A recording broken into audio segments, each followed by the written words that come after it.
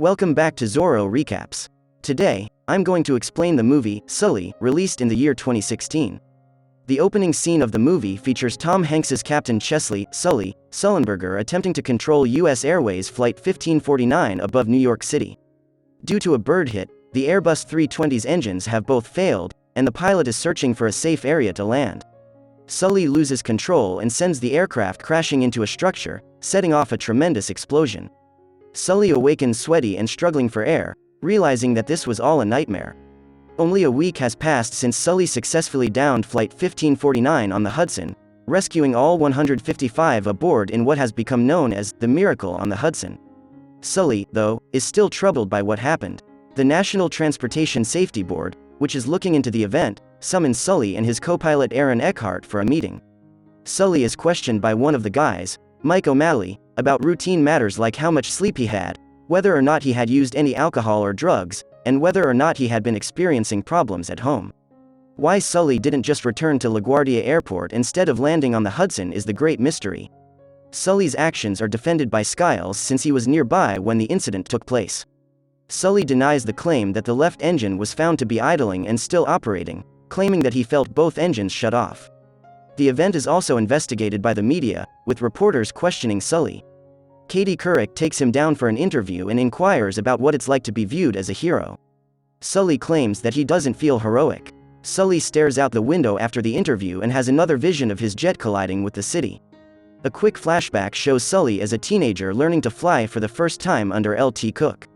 The NTSB members and Sully and Skiles have another meeting.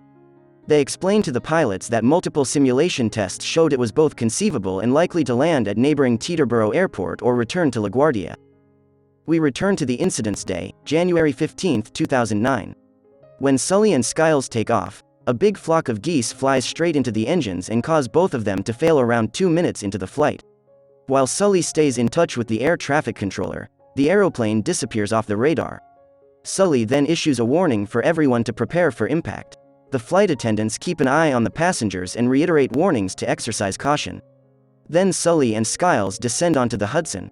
Sully, Skiles, and the 3 flight attendants who were with them at the time of the event come on Late Show with David Letterman in the present. Sully passes by the Intrepid, where an F-4 Phantom is on display, while crossing Times Square on his jog. Another brief flashback shows him flying the plane over a field before having to land it because it was damaged. Sully then visits a pub where the bartender, Michael Rappaport, makes him a drink that is named for him, a Grey Goose with a splash of water.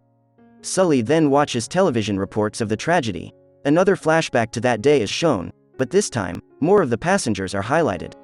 An older man traveling with his adult son and nephew for a golf trip, who board the plane before it takes off, an older woman with her elderly and wheelchair-bound mother, who wants to bring back a souvenir as a gift for their grandson, a woman with her baby boy, and a courteous middle-aged man sitting next to her. We even get to know the traveling flight attendants. The passengers prepare for the worst as the plane has problems and starts to descend. While some are tightly hanging on, some are messaging their loved ones. The gentleman offers to cradle the woman's kid for her. When his ferry, the Thomas Jefferson, spots the plane, Captain Vincent Lombardi alerts other ferries and emergency response units and begins preparing to rescue the passengers who have been split between the 2 wings. A number of people fall into the icy water but are rescued. Teams from the ferry begin boarding passengers. A few of the travelers are transported to New Jersey.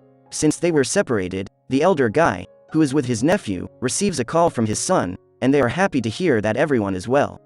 When Sully is taken to a hospital, he learns that all 155 people on board survived. He is subsequently taken to a motel to stay, when one of the staff members shocks him with a massive embrace. Even though Lorraine is unaware of what has transpired until Sully instructs her to switch on the TV with their girls, he phones Lorraine to let her know he is okay. Lorraine phones Sully in the present and breaks down in tears as she expresses how afraid she is to discover that he was one of the 155 passengers on board. Sully and Skiles attend a hearing with the NTSB and other officials to examine the incident at the film's climax. It is mentioned once more that every test pilot in the simulator was able to land safely at Teterboro or LaGuardia. Sully argues that what they overlooked was the human element, such as the fact that it was a matter of life and death, the element of surprise, the time needed for analysis and decision-making, and the significantly higher stakes he and Skiles faced. The simulation pilots were aware of the situation they would face and the advised emergency action beforehand, were able to practice the scenario numerous times, had no passengers to consider, and were not in danger the way Sully and Skiles were. Sully constantly says that he and Skiles acted inside 208 seconds, but the filmmakers retake the tests with a 35-second apparent reaction time, 3 minutes and 28 seconds.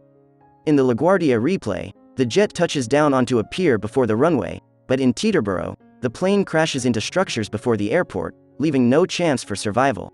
The group then hears a videotape of Sully and Skiles making their move while flying.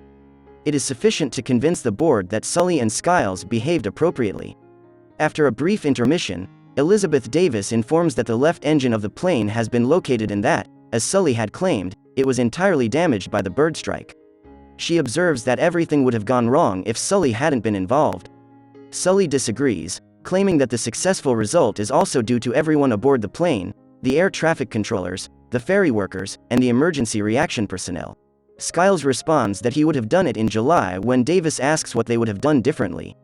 Everybody chuckles. In the concluding text, it took the ferry team around 24 minutes to save everyone from Flight 1549. Photos from the actual event are included in the closing credits. That's all for this video. Subscribe if you want content like this and leave a like and also comment the name of your favorite movie. Goodbye.